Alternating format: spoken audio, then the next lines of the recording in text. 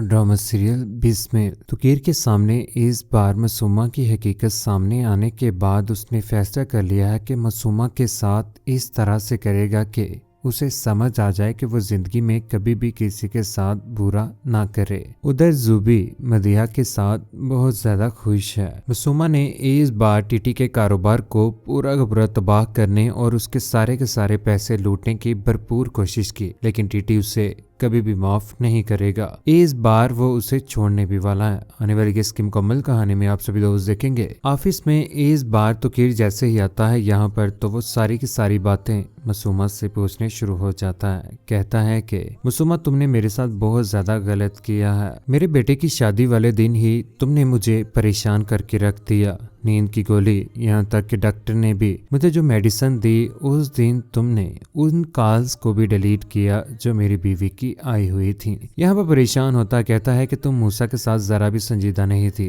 तुम्हारी वजह से ही मेरा मूसा बेटा गया है। अगर उस शादी के ऊपर मैं मौजूद होता तो नासिर साहिब अपनी बेटी के साथ मेरे मूसा की शादी करवा सकते थे, लेकिन तुम्हारी वजह से ये सब कुछ हुआ, जिसकी वजह से आज मैं टूट कर रह चुका हूँ। मेरी खुशी कोई भी नहीं है, ना ही तुम, ना कोई और। मेरी बीवी जो मुझसे नाराज होकर रह चुकी हुई है और उसकी नाराजगी मुझसे जरा भी बर्दाश्त नहीं है। यहाँ पर मासूमा जो अपनी सफाइयाँ दे रही है और बोल पड़ती कहती है कि मैंने ऐसा कुछ भी नहीं किया हुआ। कहती है आप बिलीव नहीं करते कि मैं मूसा के साथ बिल्कुल भी कंसर्न नहीं हूँ, मूसा के लिए, जबकि मैं खुद भी माँ बनने वाली हूँ। मैं भी किसी बच्चे की माँ ही हूँ और मैं क्यों ना कंसर्न होती, आपके बेटे के साथ क्यों बुरा करती। यहाँ पर तुकीर साहिब कहते हैं कि तुमने जो कुछ भी किया है गलत किया। यहाँ पर इस बार पैसे भी तो ट्रांसफर किए ही हैं इस मासूमा ने। तुकीर कहता है कि 144 मिलियन तुमने मेरे अकाउंट से अपने अकाउंट में ट्रांसफर किए हैं। वाई।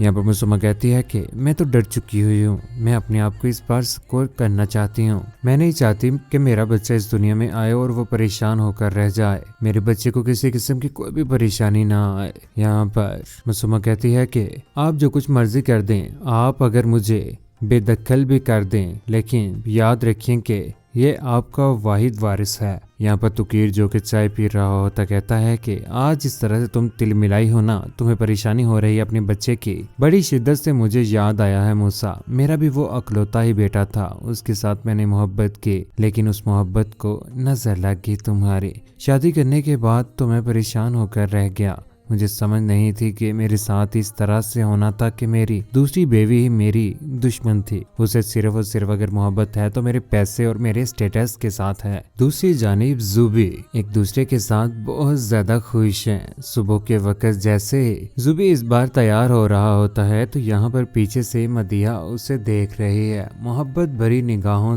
के साथ। यहाँ पर जुबी भी खुश तो है, इस बार वो अपनी जॉब के ऊपर जाया करेगा। यहाँ पर वो कहता है कि जब से तुम मेरी जिंदगी में आई हो ना, ऑक्सीजन हो मेरा सारा सफर तुमसे शुरू होता है और तुम ही पे खत्म होता है। जुबी की जिंदगी तो बेहतर हो चुकी हुई है और वो मासूमा जो दूसरों को बर्बाद करके अपने आप को ये समझ रही थी कि उसके पास पैसा आ गया है, लेकिन बर्बादी तो इस बार उसकी शुरू हो चुकी हुई है। जलील और रुस्वा होकर रह जाएगी यहाँ पर ये मासूमा। उधर टीटी इस बार फूल लेकर पहुंच ही गया दोबारा से कब्रिस्तान में, जहाँ पर मूसा की कब्र के पास जाकर उसकी कब्र के ऊपर फूल डालने के बाद यहाँ पर दुआ कर रहा है और फैसला कर लेता है। मूसा से ये वादा भी करता है और कहता है कि मूसा, जिसने तुम्हें परेशान किया है उसे मैं कभी भी नहीं छोड़ूंगा। आज मैं अपनी गलतियों को बेटा मान रहा हूँ। तुम तो आज मेरे पास नहीं हो, कोशिश करना मुझे माफ कर देना। यहाँ पर अपने बेटे से माफी मांगने की भरपूर कोशिश कर रहे हैं टीटी, लेकिन वो कैसे माफ करे। अब उठकर तो वो बोलेगा तो है ही नहीं।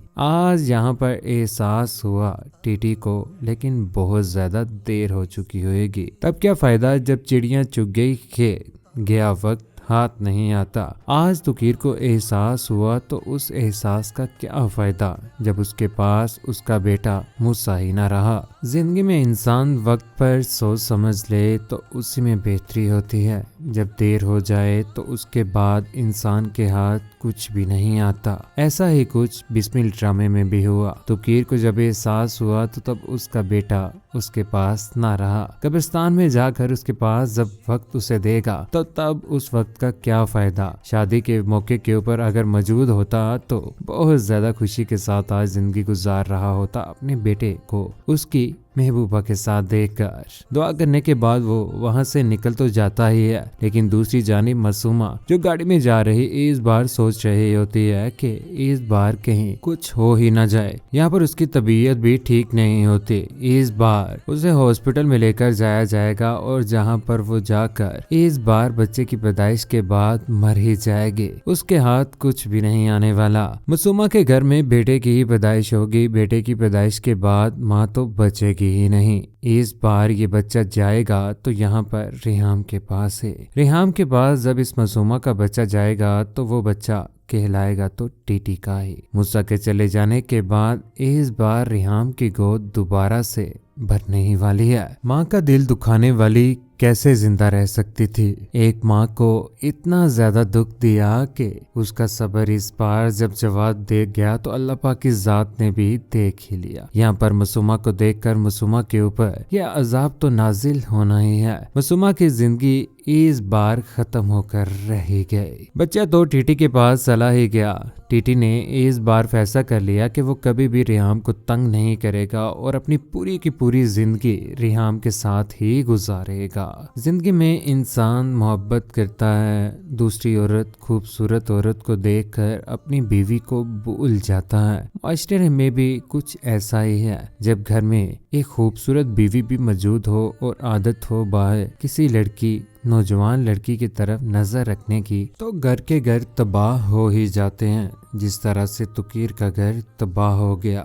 जुबी जो भला किरता आया था मासूमा के साथ, उसकी भी शादी हो गई। उसका घर भी अच्छे तरीके से चलना शुरू हो गया। मासूमा को यहाँ पर गुरूर होना शुरू हो चुका हुआ था, लेकिन कहते हैं ना गुरूर का सर नीचा। हमेशा गुरूर का सर नीचा ही होता है। जो इंसान गुरूर करता है उसके पास कुछ भी नहीं रहता। जो इंसान आजिज होता है उसके पास ही सब कुछ आता है। अच्छा इखलाक और प्यार मोहब्बत इंसान को इंसान ही समझना चाहिए, ना कि हैवान। मासूमा तो इतनी गुरूर में आ चुकी हुई थी कि उसे इतना मान था दूसरों के पैसे का। आज जब इस दुनिया में ही ना रही तो क्या रह गया पीछे? कुछ भी ना रह गया। माँ भी अकेली होकर रह गई, उसके पास भी कुछ भी ना आया। यहाँ पर ये बच्चा तो शोहर के पास ही जाना था ना, तो शोहर चाहे जिसको भी दे, वो रिहाम को दे या किसी मुलाजमा को दे या किसी और को दे। यहाँ पर रिहाम के साथ वो खुशी खुशी रहने लगता है। लेकिन रिहाम जिसका बहुत बड़ा दिल है, मूसा के चले जाने के बाद इस बार वो रिहाम इस बार टीटी को माफ भी कर देगी। लेकिन कौन कौन चाहता है कि टीटी को वैसे माफी मिलनी नहीं चाहिए जिस तरह से उसने धोखा दिया है। वैसे चाहता तो वो यही था कि वो अपने बेटे